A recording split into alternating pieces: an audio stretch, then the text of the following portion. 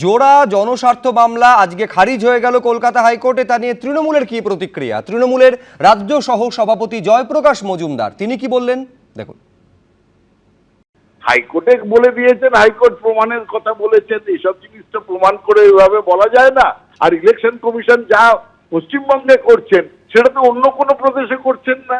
তাহলে তো একই কথা আসে যে অন্য প্রদেশে তাহলে কোনো দরকার পড়ছে না, শুধু পশ্চিমবঙ্গের ক্ষেত্রেই দরকার ইলেকশন কমিশনকে যে আগা পাঁচতলা সমস্ত প্রশাসন পুলিশ বদলে দিতে হবে।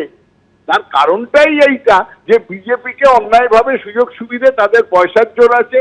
এবং শোনা যাচ্ছে খুব সিরিয়াস কমপ্লেন একটা যেটা শোনা যাচ্ছে যে নেপালের সেই লুট হওয়া অস্ত্র এখন পশ্চিমবঙ্গে ঢুকছে। কারা ঢোকাচ্ছে? সুরক্ষা মন্ত্রী বলছেন, আমাদের হোম মিনিস্টার বলছেন সুরক্ষিত নয়। এই সব দেখে মনে হচ্ছে বিজেপি আপ্রাণ চেষ্টা করছে যেন তেন প্রকারণে কিছু ইলেকশন জেতার, সেটা সফল হবে না। এরই মধ্যে সিইও দফতরের সামনে আজকে প্রবল উত্তেজনার পরিস্থিতি। ফর্ম 6 জমার অভিযোগকে কেন্দ্র করে উত্তেজনা। সিইও দফতরের সামনে বিক্ষোভ তৃণমূলপন্থী বিএলওদের সংগঠনের। তৃণমূলপন্থী বিএলওদের বিক্ষোভ, পাল্টা বিক্ষোভ বিজেপির। দুপক্ষের স্লোগান, পাল্টা স্লোগানকে কেন্দ্র করে রীতিমতো উত্তেজনার পরিস্থিতি, যা সামলাতে হিমশিম খেতে হয় পুলিশকে।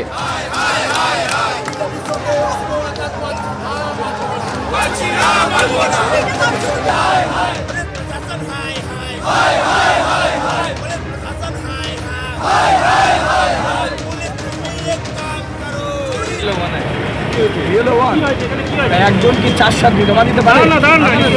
সেখানে একজন 400 জমা দিতে পারে? ছেড়ে দাও কেন?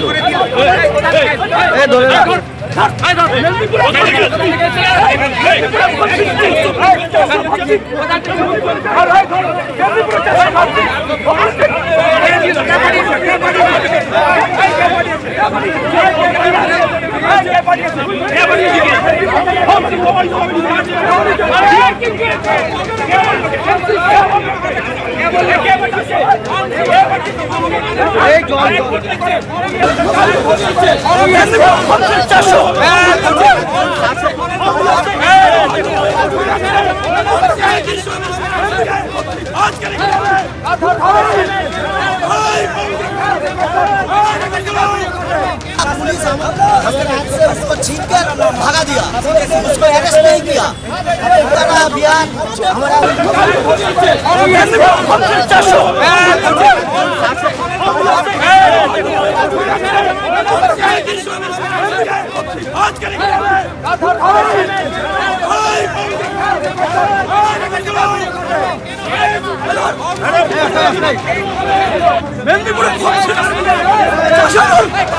সময় তোমাকে দেখি রাখি। এবার কিন্তু উত্তেজনা তৈরি হলো। বিজেপি কর্মী সমর্থকেরা তারা একদিকে এসেছেন, অপরদিকে কিন্তু যে বিএলও অধিকার রক্ষা মঞ্চ, তৃণমূলপন্থী বিএলও অধিকার রক্ষা মঞ্চ, তারা রীতিমতো সিইও দফতরের সামনে যখন স্লোগান তুলছেন এবং তারা যেটা বলছেন যে এক ব্যক্তিকে তারা ধরেছেন, যে ব্যক্তি কিন্তু রীতিমতো পূর্ব মেদিনীপুর থেকে এসেছিলেন এবং ফর্ম 6 তিনি 400টার উপরে জমা দিতে এসেছিলেন, তারা হাতে নাতে ধরেছেন বলে তাদের অভিযোগ।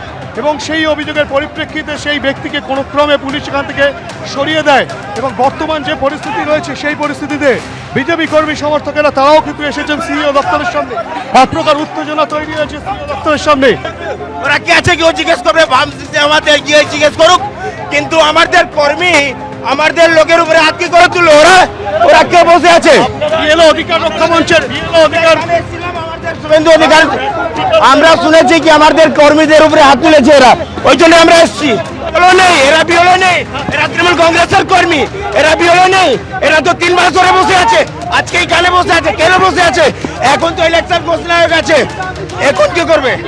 পূর্ব মেদিনীপুরের তিলকধারী দুটো বড় ব্যাগ নিয়ে ফর্ম 6 জমা করতে যাচ্ছে, আমরা তাকে হাতে নাতে ধরি।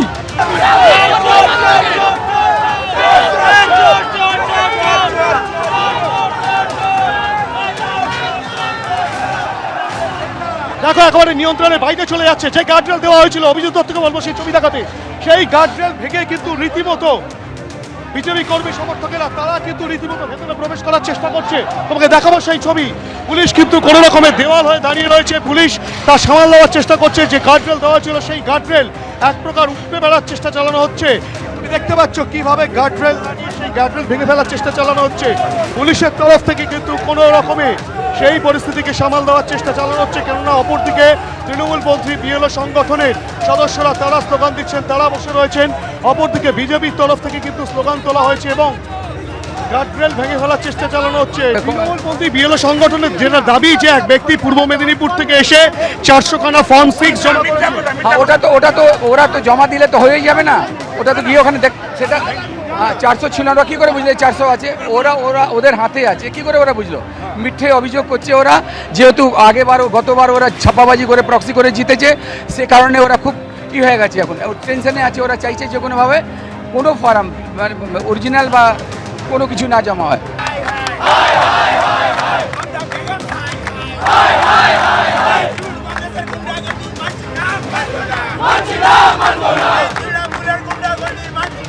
এইভাবেই কিন্তু স্লোগান পাল্টা স্লোগান চলছে এবং উত্তপ্ত পরিস্থিতি, এবং সেই পরিস্থিতিকে সামাল দেওয়ার জন্যই কিন্তু পুলিশ মাঝে দেওয়াল হয়ে দাঁড়িয়েছে, সেই গার্ডরেল ভাঙার চেষ্টা চলে। এখন কিন্তু সিও দপ্তরের সামনে এভাবেই কিন্তু স্লোগান দিচ্ছে বিজেপি, অপরদিকে তৃণমূলপন্থী বিএলও সংগঠনের যারা রয়েছেন।